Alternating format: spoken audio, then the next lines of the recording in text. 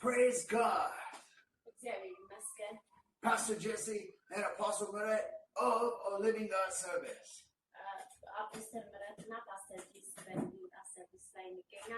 Tonight is our Tuesday night Bible study. We're continuing on. This is week 4 of our weekly Bible study.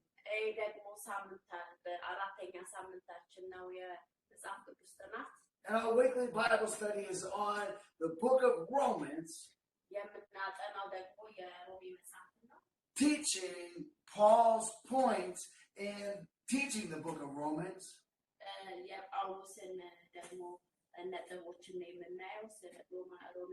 On the righteousness of God compared to the righteousness of man,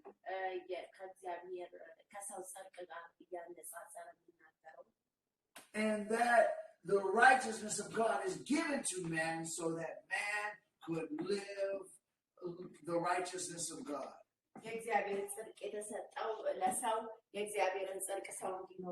When man lives the righteousness of God, it is called love. And love fulfills all the law in 2 commandments. Amen.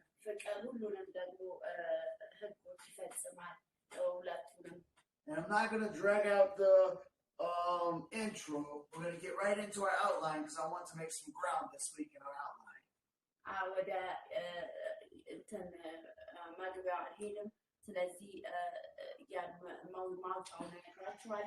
Could you speak up just a little bit? Speak up. Could you go ahead and pray? Apostle Meret is going to go ahead and pray for the Bible study, and then we will begin. Heavenly Father, we thank you for this evening, Father. Thank you for this Bible study today. We are here to learn your word more. We want to dig in it. In Romans book, Father, please speak to us today. Help my husband to lead the Bible study. Father, please help us, Lord Jesus. No distraction, nothing. Be with us and speak to us. And Lord, we want to know you more. In Jesus' name we pray. Amen. Amen. And so we are in verses 5 and 6 on our outline.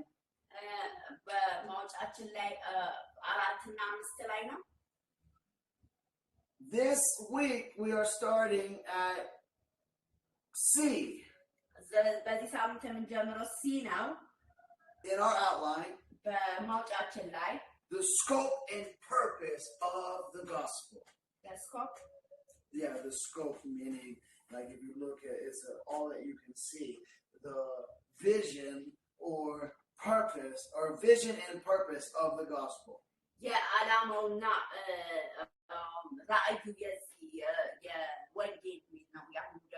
and so in turning your attention real quick to verse 1 of Romans chapter 1.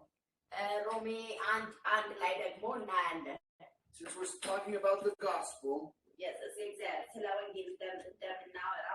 It says, Paul, a servant of Jesus Christ, called to be an apostle, separated unto the gospel of God. Amen. Sorry.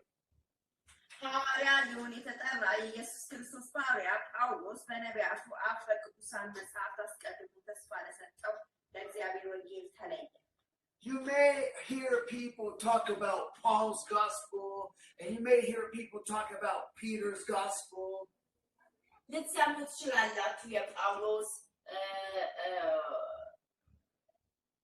Paulus Wengate, it was Wengate, you may hear some people talk about the gospel of the kingdom.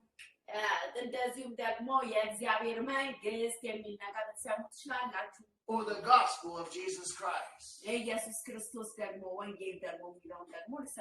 I want to let you know today that all of those gospels are in fact only one gospel. They are not different gospels. And when that's why Paul here in verse 1 says the gospel of God. ለዚህ ነው ሐዋርያው ጳውሎስ የእግዚአብሔር ወንጌል ብሎ እዚህ ጋር የተናገረው። He wanted the Romans to understand that the gospel was not his gospel. በእውነት የወንጌል የማናቸውም እንዳልሆነ እዚህ ጋር ማየት እንችላለን። That the one gospel that he preached is the gospel belonging to God. በእውነት ያ አንዱ ወንጌል ደግሞ የሚመለከተው ደግሞ የእግዚአብሔር ነው። God owns this gospel. እግዚአብሔር ነው ይህንን ወንጌል ደግሞ የሚያስተዳድረው የእሱ ነው። And this gospel is also about God. ይህ ወንጌል ደግሞ ስለ እግዚአብሔር ነው። Jesus Christ is God. ኢየሱስ ክርስቶስ ደግሞ እግዚአብሔር ነው። And this gospel began with Jesus Christ. ይህ ወንጌል የሚጀምረው በኢየሱስ ክርስቶስ ነው። And he is preaching the gospel of God about Jesus Christ, who is God. በእውነት ይህ ወንጌል የሚሰብከው ስለ እግዚአብሔር ስለ ኢየሱስ ክርስቶስ ነው። እሱ ደግሞ እግዚአብሔር ነው። And so, as we learned last week, the gospel is not a new invention, but is the Torah's fulfillment. በእርግጥም ወንጌሉ በእውነት አዲስ የሆነ ነገር አይደለም። የቶራ ወይንም ደግሞ የአምስቱ የሙሴ መጽሐፍቶችን ፍጻሜ ማግኘት ነው። So in other words, Jesus is the fulfillment of the Old Testament. He fulfilled it. ኢየሱስ ክርስቶስ አዲስ ኪዳን ላይ የብሉይ ኪዳንን ሕግ በሙሉ የፈጸመ ነው። And the gospel or his gospel is also the fulfillment of the Old Testament. በእውነት ወንጌሉ ደግሞ የብሉይ ኪዳን መፈጸም ነው። Jesus said that he had came to fulfill the law. ኢየሱስ ክርስቶስ ምንድን ነው ያለው? ሕጉን ለመፈጸም እንደመጣ ነው የተናገረው። And not to destroy the law. ሕጉን ለማፍረስ አይደለም። So he fulfilled the law through love, by loving God and loving other people. በእውነት ሕጉን ሲፈጽም ደግሞ እግዚአብሔርን በመውደድ እኛንም ደግሞ He fulfilled the law in living only 2 commandments.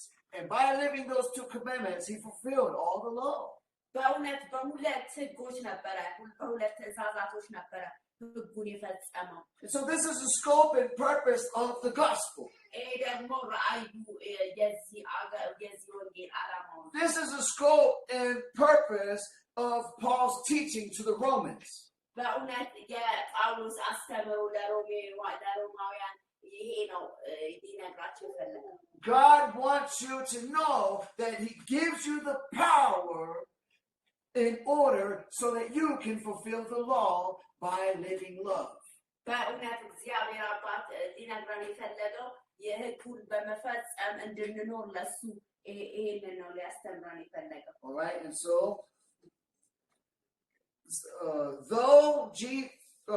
through Jesus, Paul receives grace and apostleship to call all Gentiles to the obedience of the faith for Jesus' name's sake. Can you repeat again? So let's read it. Through Jesus, Paul receives grace and apostleship. በእውነት በኢየሱስ ክርስቶስ ጸጋ የተቀበለው ከእግዚአብሔር የሐዋርያነትን ስጦታ ነው። And he does this to call all the Gentiles to obedience of the faith. በእውነት አሕዛብ ሁሉ የእግዚአብሔርን ትእዛዝ እንዲፈጽሙ እግዚአብሔር እንዲታዘዙ። All right, and so let's look at Acts chapter 26 and verse 16 through 23. የሐዋርያት ሥራ 26 16 Acts 26. 26 Yep, verses 16 through 23. 16 23. Okay.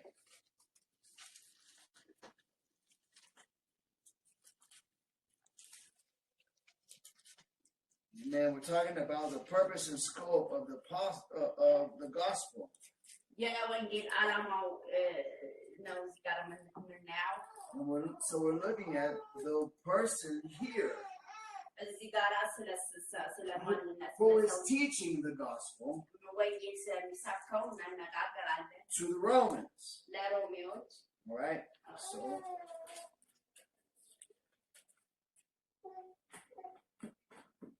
16 to 23. Here we go. But rise and stand upon thy feet, for I have appeared unto thee for this purpose, to make thee a minister and a witness both of these things which thou hast seen, and of those things in the which I will appear unto thee, delivering thee from the people and from the Gentiles, unto whom now I send thee, to open their eyes and to turn them from darkness to light, and from the power of Satan unto God, that they may receive forgiveness of sins and inheritance among them which are sanctified by faith that is in me. Is that okay? Is it right? Oh yeah, I'm not finished. Whereupon, O King Agrippa, I was not disobedient unto the heavenly vision, but showed first unto them at Damascus and at Jerusalem and throughout all the coast of Judea, and then to the Gentiles, that they should repent and turn to God, and do good works, do works meet for repentance. For these causes the Jews caught me in the temple and went about to kill me. Having therefore obtained help of God, I continue unto this day, witnessing both to the small and great, saying none other things than those which the prophets and Moses did say should come, that Christ should suffer, and that he should be the first that should rise from the dead, and to show light unto the people and to the Gentiles.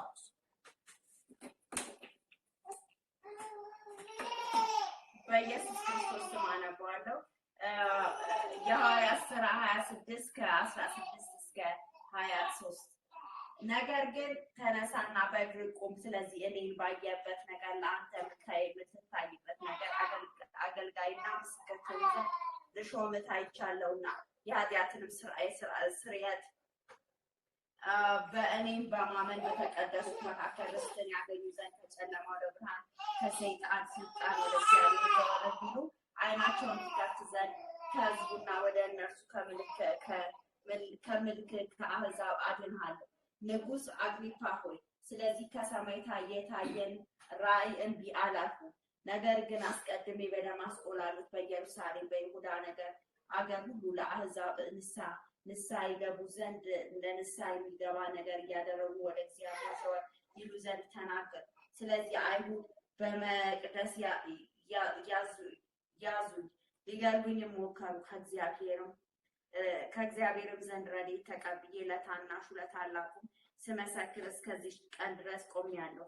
በነቢያት ሙሴ ይሆን ዘንድ ያለውን ክርስቶስ መከራን እንዲቀበል በሙታን ትንሣኤ ለሕዝብና ለአሕዛብ ብርሃንን በመጀመሪያ ሊሰብክ እንዳለው ከተናገሩት በቀር አንድ ስንኳ የተናገርኩት የለም። 23 right? Yes.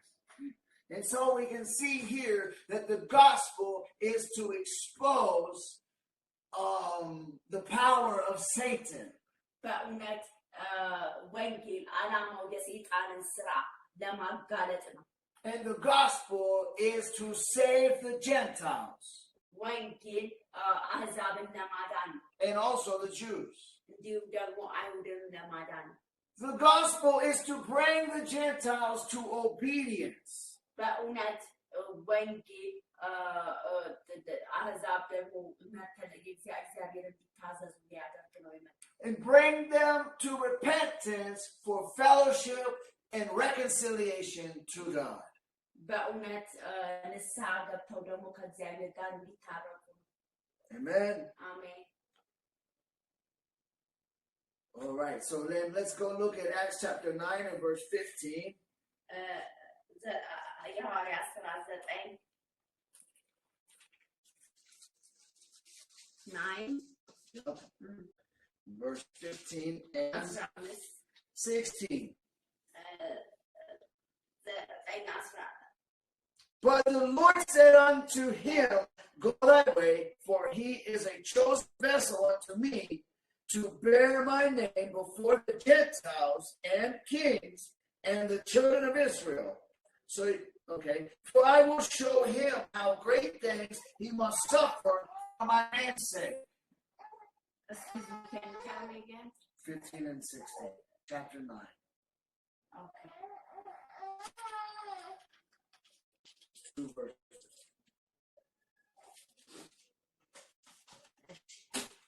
በኢየሱስ ስም አነበዋለሁ። ሐዋርያት 19 15 እና 16 ይህ በአሕዛብ በነገሥታት በእስራኤል ልጆች ፊት ስሜ የሚሸከም ዘንድ ለእኔ የተመረጠ ዕቃ ነውና ይህ ስለ ስሜ ስንት መከራ እንዲቀበል እንዲያስፈልገው እኔ አመለክተዋለሁና አለ። ሐናንያ ሄዶ ወደ ቤቱ ገባ፣ እጁን ጭኖበት ወንድሜ ሳውል ጌታ እርሱ በመጣበት መንገድ ታየ፣ የኢየሱስ ነው። ደግሞ ታይ ዘንድ መንፈስ ቅዱስ ይሞላብህ ዘንድ ላከኝ አለ። So we see here the Apostle Paul was not only preaching and teaching the obedience, but he was also living the obedience. በእውነት ሐዋርያው ጳውሎስ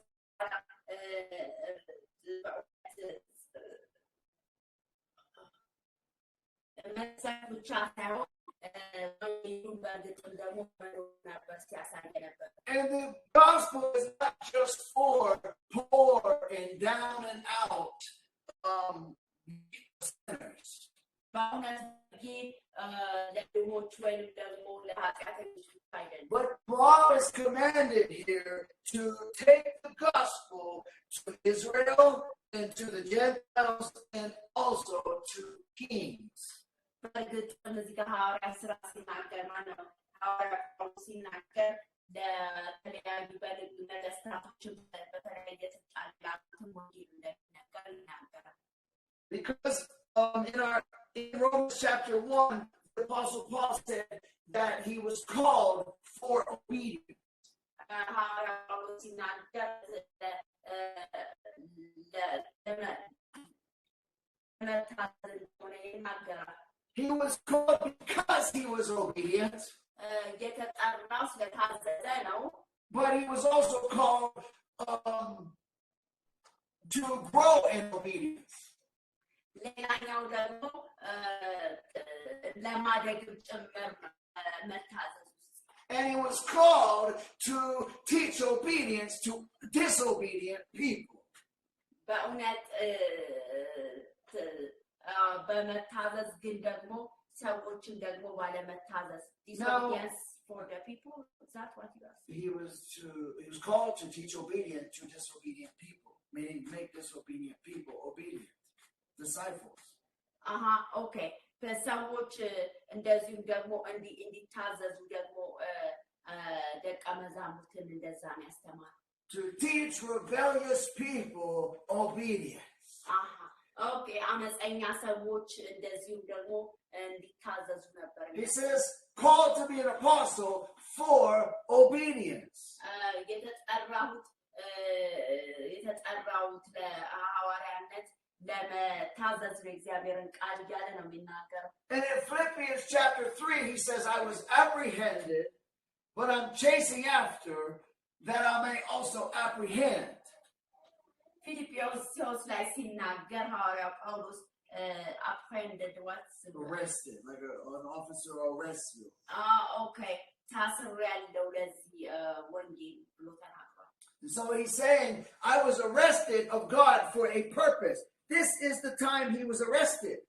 በእርግጥም ይሄ ሐዋርያው ጳውሎስ ለዓላማ ለእግዚአብሔር ዓላማ ታስሬያለሁ። And here Jesus declares the purpose for which he was arrested. በእውነት ኢየሱስ ክርስቶስ ለዓላማ እንደታሰረ እዚህ ጋር ይናገራል። And Paul says in chapter 3 of Philippians, I'm trying to arrest that which I was arrested for. I'm trying to arrest the purpose for that which I was arrested for. በእውነት ሐዋርያው ጳውሎስ ታስሬያለሁ ለዛ ዓላማ ብሎ ይናገራል በፊልጵስዩስ 3 ላይ። He says, I press toward the mark, and I'm to try to fulfill the purpose for which God has called me. ወደፊት እንደሚሄድ በእውነት እግዚአብሔር ለጠራኝ ጥሪ ታስሬያለሁ ብሎ ይናገራል። And so, in so many words or less, Jesus did show up like a sheriff and arrest Paul. በእውነት ኢየሱስ ክርስቶስ ይገለጣል በተለያየ መንገድ ኢየሱስ ክርስቶስ ጳውሎስን እንዳሰረው። And all of us, when we get saved, we do come into we do meet God at first as a sheriff. በእውነት ኢየሱስ ክርስቶስን በምናገኝ ጊዜ እኛም ደግሞ የተካፈልነው ነገር እንዳለ እናውቃለን። And we are arrested or convicted. እኛም ደግሞ we are condemned. እንደዚህም ደግሞ የተወቀስንበት ነገር አለ። But when we confess our sins, ኃጢአታችንን ስንናዘዝ, when we confess Jesus and surrender to him, በእውነት ለእሱ ስንገዛ, notice that Paul had to surrender to Jesus. በእውነት ጳውሎስ ለእግዚአብሔር ተገዝቷል። Jesus came and arrested him, saying, Saul, Saul, why persecutest thou me? በእውነት ሐዋርያው ጳውሎስ ሳውል በነበረ ጊዜ ሳውል ሳውል ስለምን ታሳድደኛለህ ብሎ እንዳለው እዛ ጋር እናያለን። So Jesus came with a question of conviction. ኢየሱስ ክርስቶስ በሱ ወደሱ የመጣው በጥያቄ ምልክት ውስጥ ነው። A question of condemnation. በእውነት በኩናኔ ነው ወደሱ የመጣው። As a sheriff, he let him know he was doing wrong against God.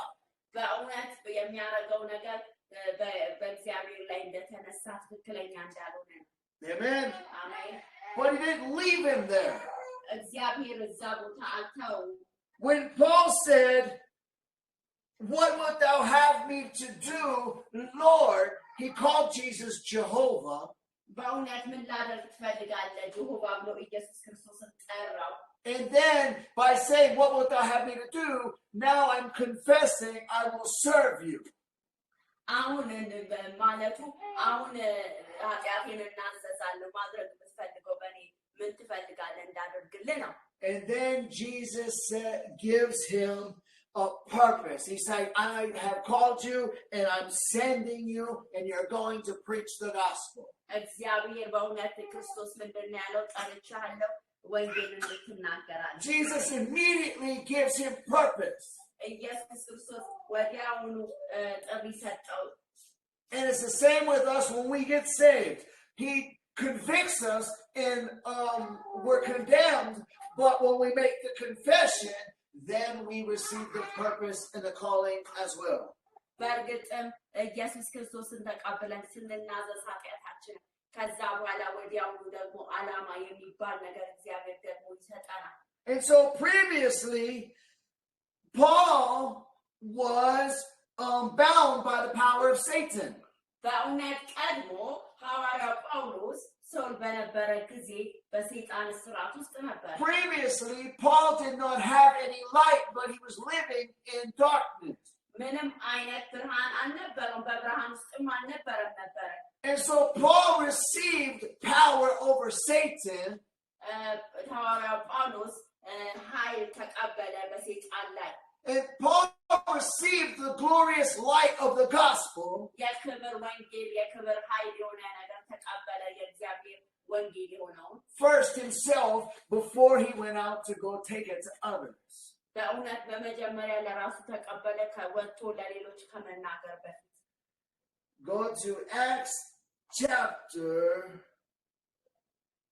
13. የሐዋርያት ሥራ 13 ላይ ደግሞ እንሄዳለን።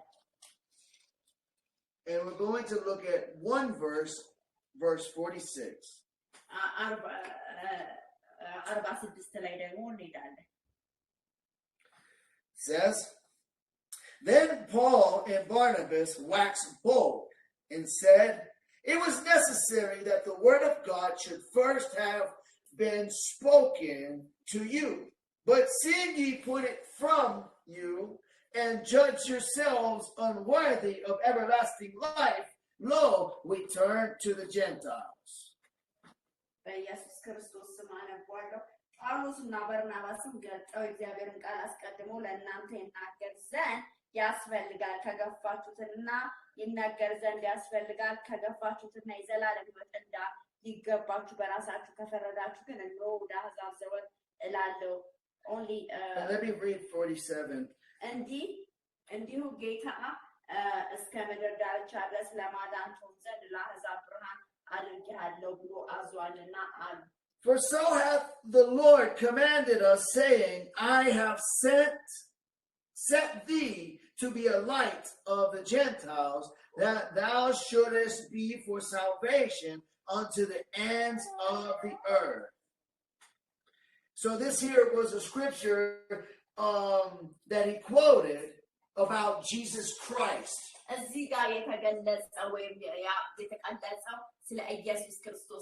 Jesus Christ is a salvation to the Jews and to the Gentiles.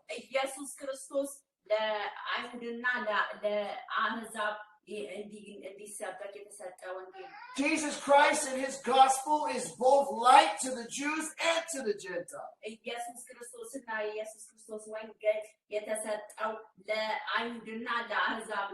And Paul and others are sent, because here it lists Barnabas, but not only Barnabas, but us too, or others are sent to preach the gospel of the Gentile to the whole world.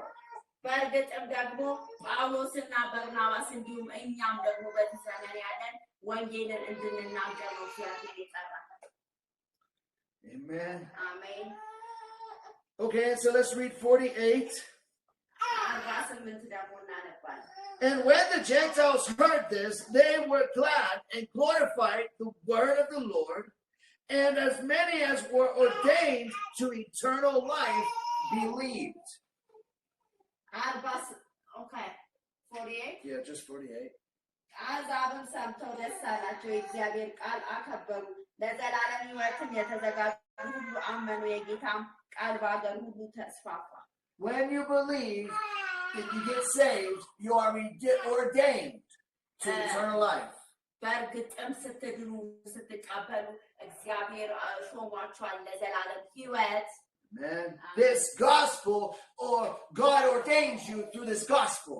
እግዚአብሔር ሾሟችኋል ለዚህ ዓላማ ለዚህ ወንጌል ዓላማ Let's go to, so this is the scope and purpose of the gospel. ይሄ ደግሞ የወንጌል ዓላማ እንዴት እንደሆነ That it be preached in all the world. እንዲሰበክ ለዓለም ሁሉ To the Jews and the Gentiles and everybody, poor, rich, or great, or low. ለሁሉ ለድሆች ለሀብታም ለባለስልጣን ለሁሉ ወንጌል እንዲነገር And when they receive it, they are ordained. በሚቀበሉ ጊዜ ይሾማሉ And let's look at verse 49.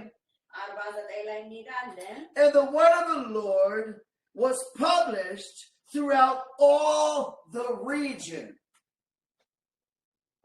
Only 49? Yep, just 49. የጌታም ቃል በአገር ሁሉ ተስፋፋ And so it was not just published by Paul, but those who now were ordained. በእርግጥ በሐዋርያው ጳውሎስ ብቻ የተመሰረተ ሳይሆን እንዲሁም ደግሞ እንደዚሁም በእኛ And we can see that in the book of Romans, what we're reading in chapter 1. በእውነት ሮሜ ላይ እንዳነበብነው እንደዛ ማየት እንችላለን Paul says to the Romans, your faith is heard of in the whole world.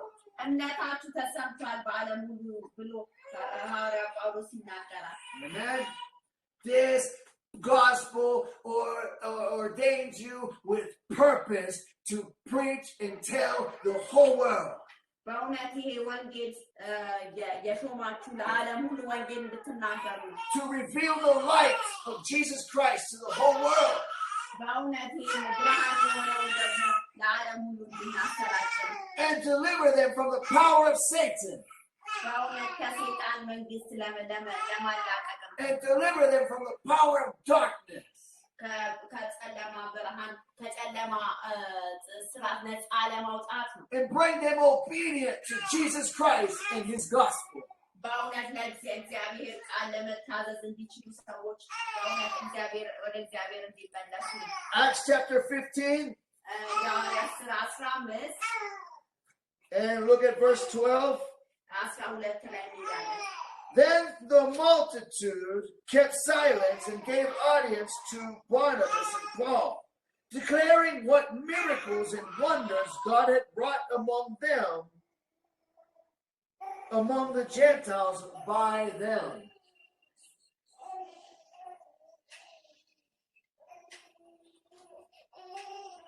Read verse 12 of Acts chapter 15. ህዝቡም ሁሉ ዝም አሉ።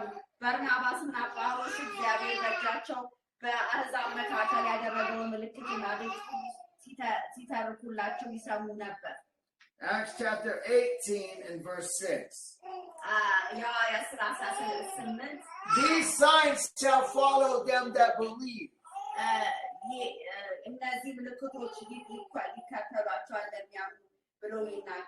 This gospel does not only take away the power of the devil, but it empowers the believers.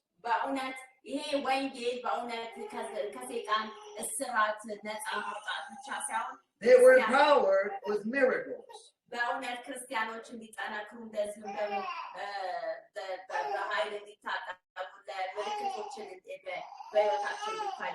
Because Jesus is the light.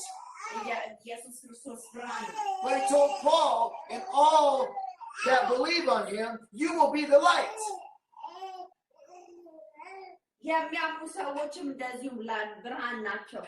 And you are light by miracles.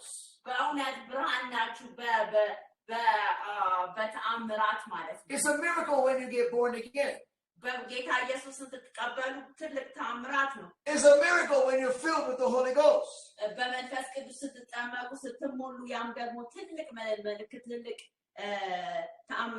Being delivered from the power of Satan is a miracle. Amen. And so, this is the purpose of the gospel. To empower you to be obedient.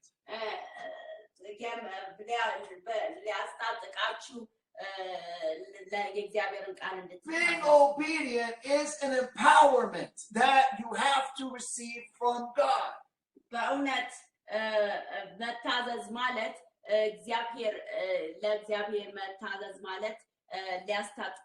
This is the difference between Old Testament obedience and New Testament obedience.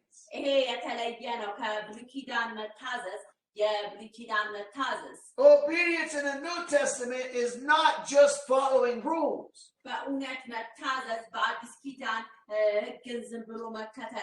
It is a supernatural empowerment that comes from the Holy Spirit.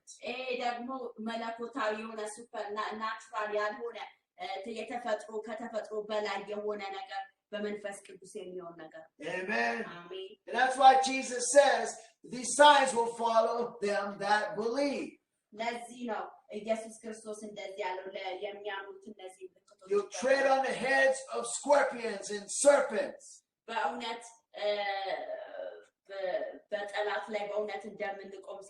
And he says,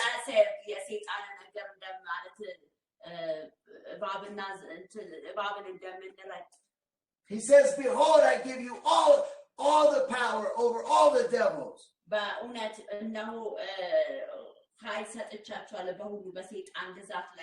God empowers every believer. That's what Paul is trying to do, and that's what he's saying in Romans.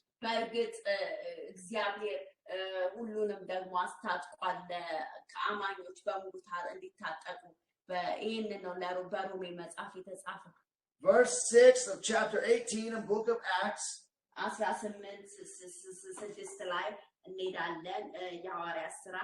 And when they opposed themselves and blasphemed, he shook his raiment and said unto them, your blood be upon your heads. I am clean. From henceforth I will go unto the Gentiles. 6 ላይ ነው የሐዋርያት ሥራ 6 ነገር ግን በተቃወሙትና በተሳደቡ ጊዜ ልብሱን እያራገፈ ደማችሁ በራሳችሁ ላይ ነው፣ እኔ ንጹሕ ነኝ፣ ከእንግዲህ ወዲህ ወደ አሕዛብ እሄዳለሁ አላቸው። Paul was specifically called for the Gentiles. በሚገባ እዚህ ጋር ማየት እንችላለን ሐዋርያው ጳውሎስ የተጠራው ለአሕዛብ ነው You and I, we need to pray and find out what our audience is. በእርግጥም እኛ መጸለይ ያለብን የኛም ተሰሚነት የምናገኘው ለማን ነው Where we're called and who we're sent to. የት ነው የተላክ ነው where we send Yes, where we're sent to, the people we're sent to. የት እንደተላክን ሰዎች የሰዎች ሌት ሰዎች ሌት ህዝብ ነው የተላከ God has a specific calling on your life and my life. እግዚአብሔር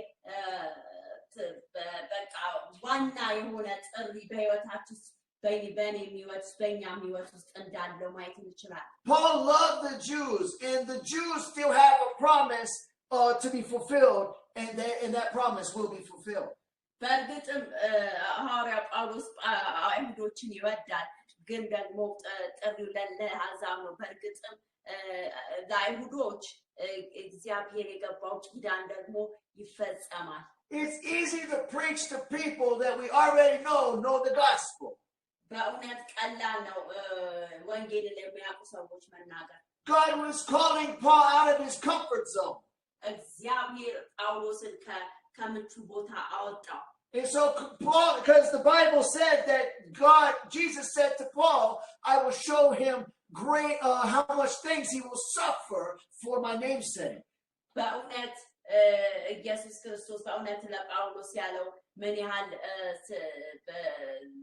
መከራ እንደምትቀበል ስለኔ ስም ብሎ እግዚአብሔር ክርስቶስ ተናገረው በእውነት And so God is calling us out of our comfort zones today.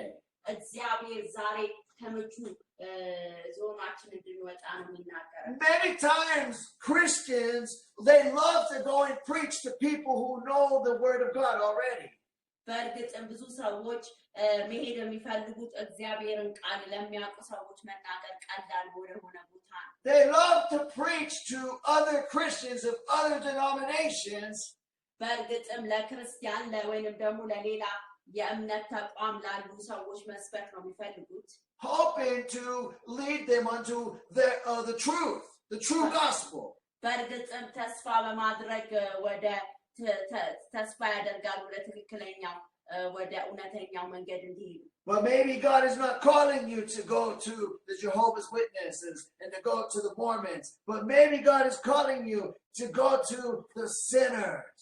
በእርግጥም እግዚአብሔር ምናልባት ወደ ጆሆቫ ዊትነስ እንድትሄዱ ወይንም ደግሞ ወደ ሞርሞን እንድትሄዱ ላይሆን ይችላል የጠራችሁ ግን ወደ ኃጢአተኞች እንድትሄዱ ነው የሚፈልገው Even Jesus said, I came not to call the righteous to repentance, but sinners.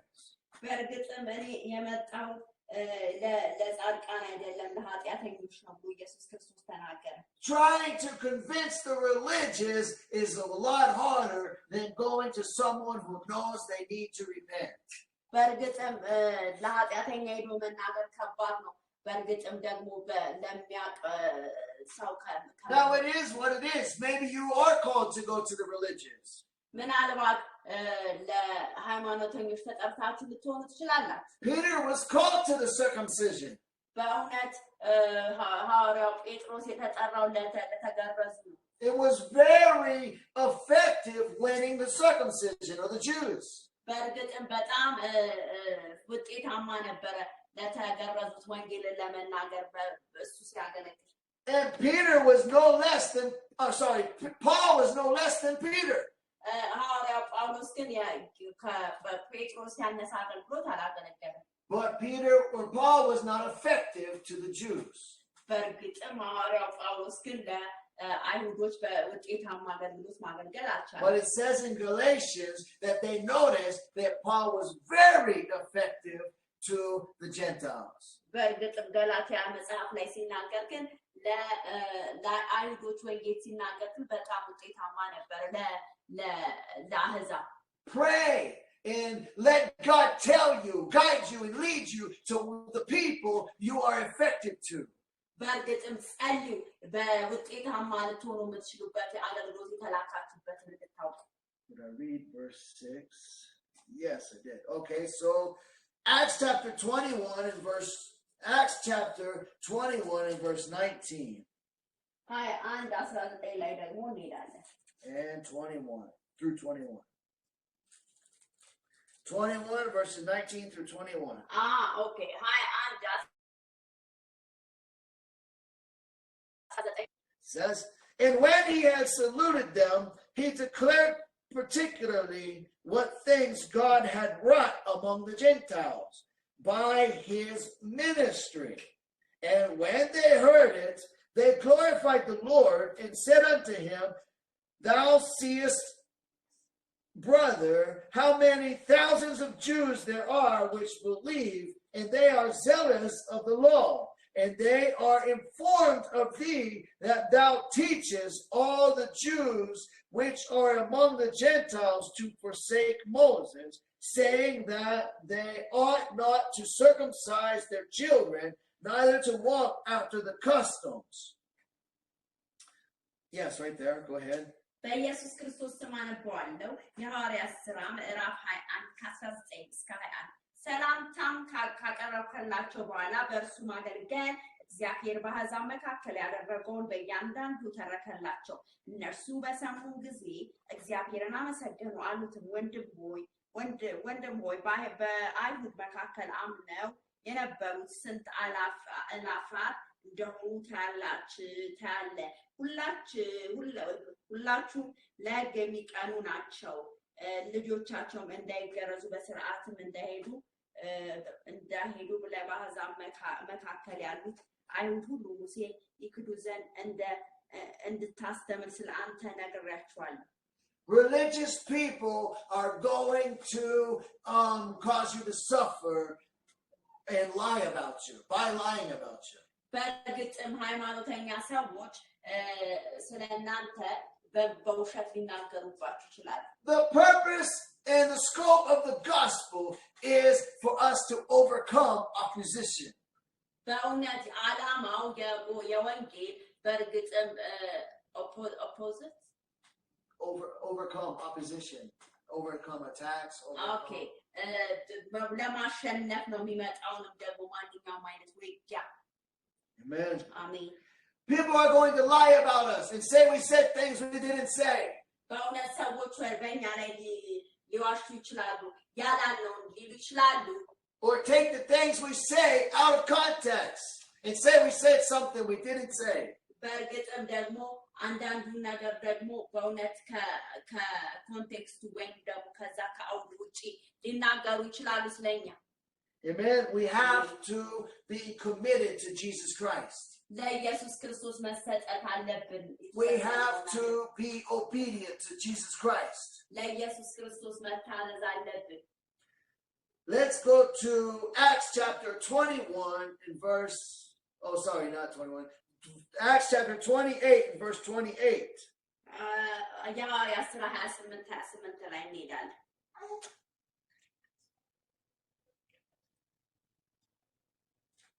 Amen.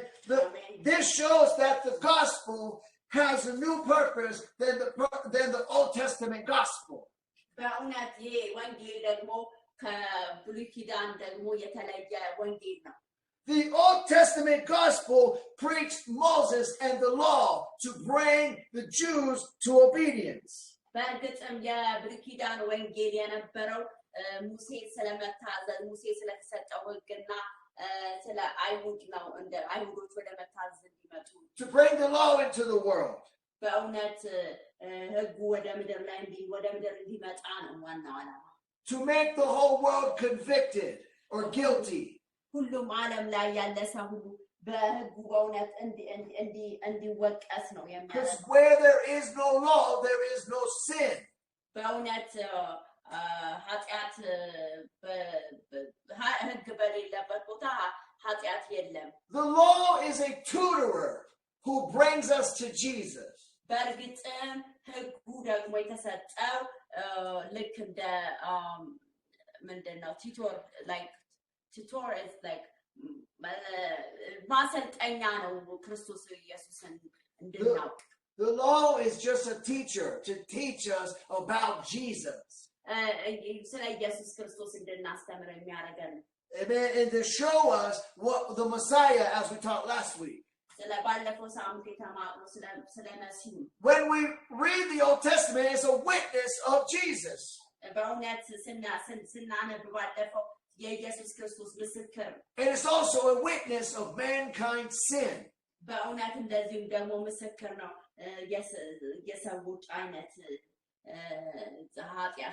So here we see the purpose of the gospel and the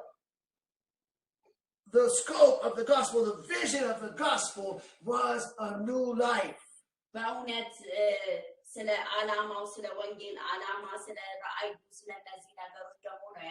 Not a new life of religious rules or new religious rules.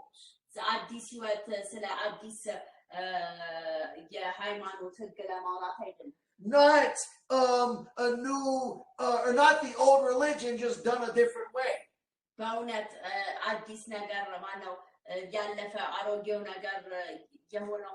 Can you say it again? Not just the old religion or the old ways done a new way. That's not what it is.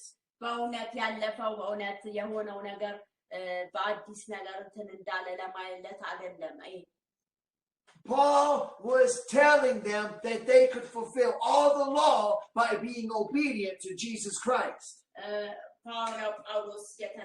Oh yes, go ahead. And what Paul was teaching Gentiles is that they could become children to Abraham or children to God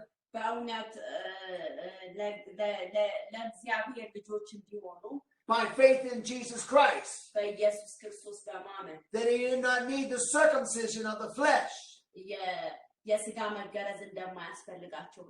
Being circumcised in the flesh made you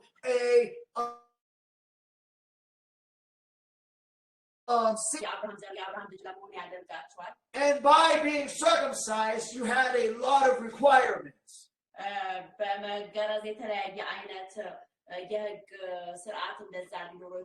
That made you acceptable for the promise of God or the promises to Abraham.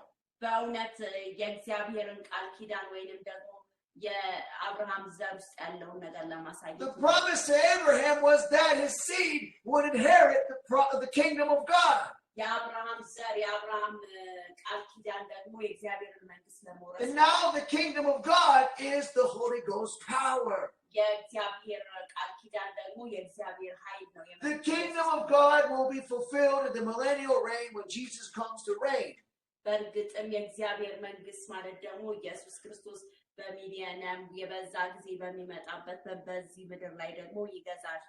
until then, the kingdom of God is the life of the believer.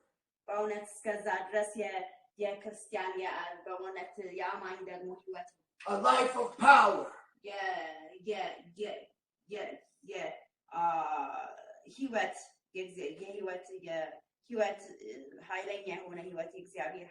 When we are filled with the Holy Ghost,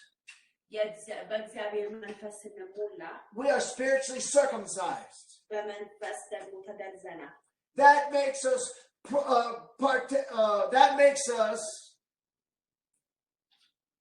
partakers of the promise to Abraham's seed.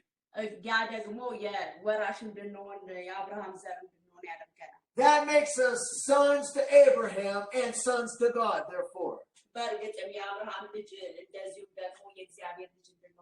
The Jews were very upset about this because then the Gentiles got to skip a lot of religious ordinance and then automatically become sons of the promise.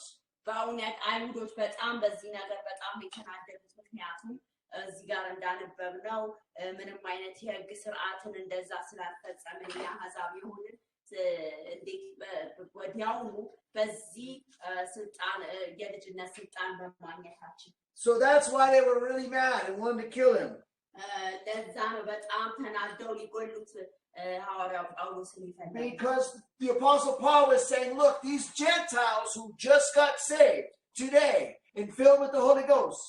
እነዚህ አህዛቦች አሁን ገና ነው ጌታን የተቀበሉት እንደዚሁ በመንፈስ የተሞሉት ብሎ ሲነግራቸው they now are equal to all of you Jews who are keeping the law your whole life.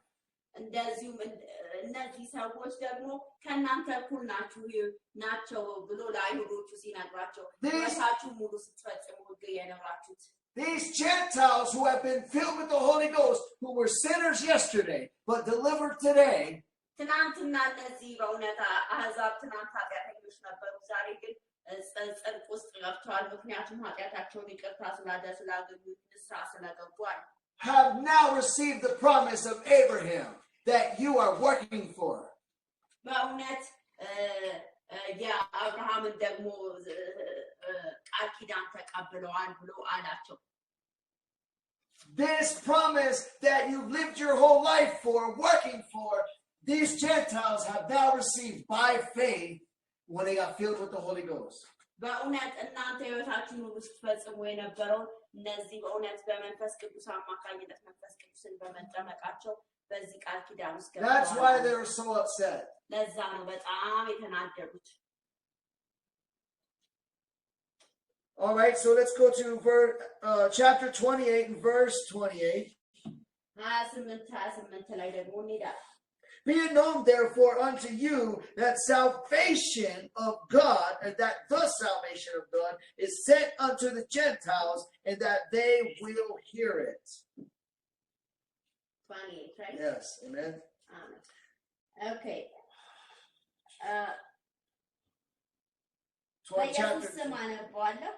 Chapter 28 and verse 28. የሐዋርያት ሥራ 28 ላይ እንሄዳለን እንግዲህ የእግዚአብሔር ድህነት ለአሕዛብ እንደተላከ በእናንተ ዘንድ የታወቀ ይሁን እነሱ ደግሞ ይሰሙታል The purpose and scope of the gospel is that you will know God. የዚህ የዓላማ የወንጌል ዓላማ ደግሞ እግዚአብሔርን ማወቅ ነው You will know God in a reality. እግዚአብሔርን እናውቃለን በትክክለኛ በእውነተኛ Because he says here the salvation of God is sent unto the Gentiles.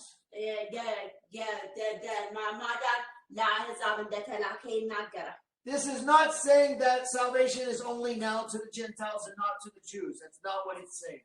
በእውነት እዚህ ጋር የሚለው ይሄ ወንጌል የተሰጠው ለአሕዛብ ብቻ ነው ማለት አይደለም ለአይሁድ አይደለም ማለት ግን አይደለም But he's saying that the salvation is sent to the Gentiles so that they may know God. በእውነት ለአሕዛብ ይሄ ወንጌል ተሰጠ ማለት እግዚአብሔርን እንዲያውቁት ማለት ነው They will know God the same way the Jews know, or actually in a greater way. በእውነት ይሄ ማለት ደግሞ አይሁዶች ከሚያውቁት በላይ እንዲያውቁት ማለት ነው እግዚአብሔር Remember in John chapter 4 where Jesus says to the woman at the well, እግዚአብሔር በዮሐንስ 4 ላይ ለዛች ለሳምራዊት ሴት ምን እንዳላት ታስታውሳላችሁ he says the salvation salvation is of the Jews, for we know who we worship. በእውነት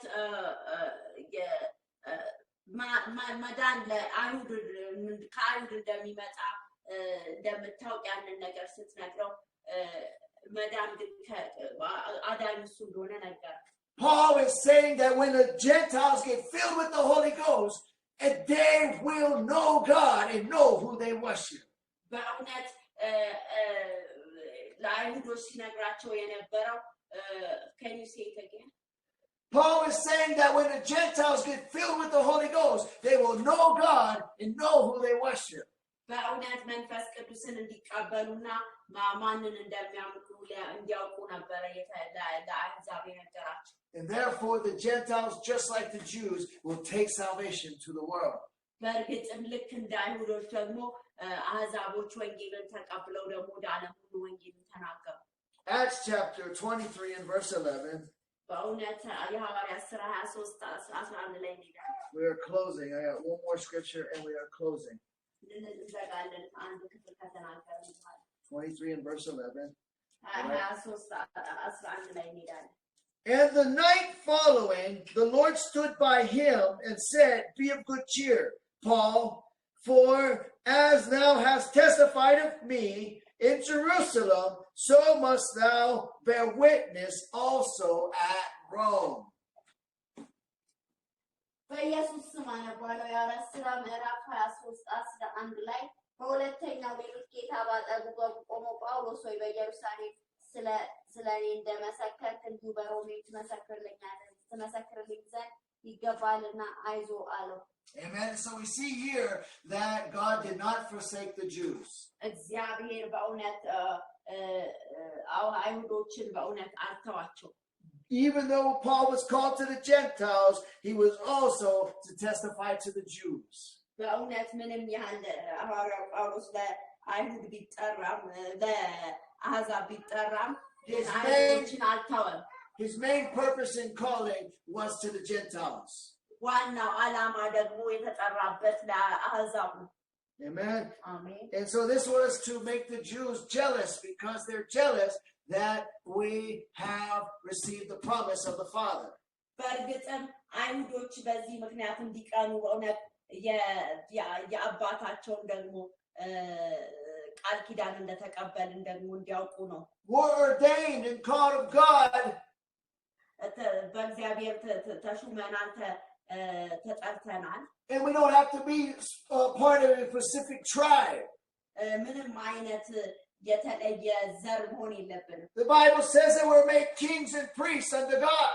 በእርግጥም የእግዚአብሔር ቃል ሲናገር ንጉሥና ካህናት እንዳደረገን የእግዚአብሔር ቃል ይናገራል። But we're not tribe. We're not of the kingly tribe of Judah.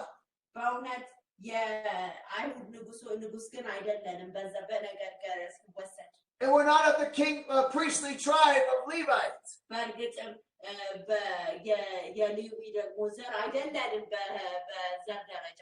That God has called and made Gentiles partakers, amen, to be part of a royal priesthood.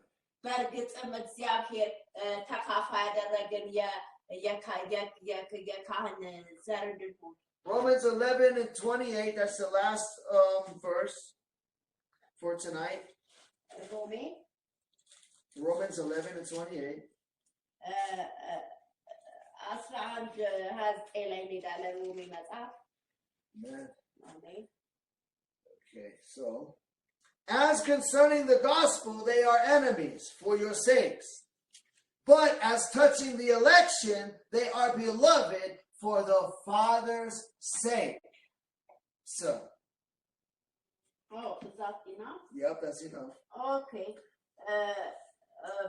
በኢየሱስ ክርስቶስ ስም አነባዋለሁ 29ን wait እግዚአብሔር በወንጌልስ በኩል ስለ እናንተ ጠላቶች ናችሁ፣ በምርጫ በኩል ግን ስለ አባቶች ተወዳጆች ናችሁ ብሎ ይቀጥላል። So salvation is still of the Jews and of the Gentiles.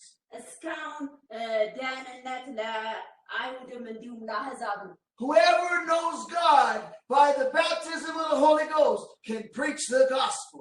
ማንኛውም በእውነት በመንፈስ ቅዱስ የተጠመቀ መንፈስ ቅዱስን የሚያውቅ ወንጌልን የሚሰብክ ደግሞ ይድናል። And can be a witness to the politicians. በፖለቲካ ውስጥ ላሉ ሰዎችን ደግሞ መዳን ምክንያት ያደርጋል። Can be a witness to the poor. እንደዚሁም ደግሞ ለምስኪኖች ለድሆችም ደግሞ መመስከር ይቻላል። Both the elderly and the young. በእርግጥም ለታላላቆች እንደዚሁም ደግሞ ለታናናሾችም ነው። Both the barbarian and the eloquent. እንደዚሁም ደግሞ ለተማሩ ላልተማሩም ነው እንደዚሁ። The gospel is to the whole world. ወንጌል ለሁሉ ለዓለም ሁሉ ነው። Let's pray and get our vision. ራእያችንን እናገኝ እንጸልይ። Find out our purpose. ዓላማችንን እንወቅ። And go in our purpose. ዓላማችንን እንሂድ። To reach whatever people God has sent us to. እግዚአብሔር ለየትኛውም ለሀብታም ለማንም ለጠራን ሰው To show them light. ብርሃኑን እንድናሳይ። To deliver them from the power of Satan. ከሰይጣን ግዛት ውስጥ ለማስወጣት። Amen. That they will be set free. ነፃ እንዲወጡ። Amen. አሜን። Because the Romans are the barbarians. የሮሜ ሰዎች ባርቤሪያን ይባላሉ። And Paul said, I was a debtor both to the barbarian and to the wise. በእርግጥ ሐዋርያ ጳውሎስ ሲናገር ዕዳ አለብኝ ለባርቤሪያን እንደዚሁ ደግሞ ለአይሁድ ብሎ ይናገራል። So we owe people love. እኛ ሁላችንም የፍቅር ሰዎች ነን። He says to owe no man anything except to love. ማንንም ከፍቅር ሌላ በምንም አላውቅም ይላል። The Holy Spirit is love. We need to take the Holy Spirit love to all. በእውነት ይህንን ፍቅር የመንፈስ ቅዱስ ፍቅር ይዘን ለዓለም ሁሉ መሄድ አለብን። Amen. And there we're going to pray. ከዛ በኋላ This concludes this Bible study. በእውነት ይሄ ደግሞ የመጽሐፍ ቅዱስ Father God, we come into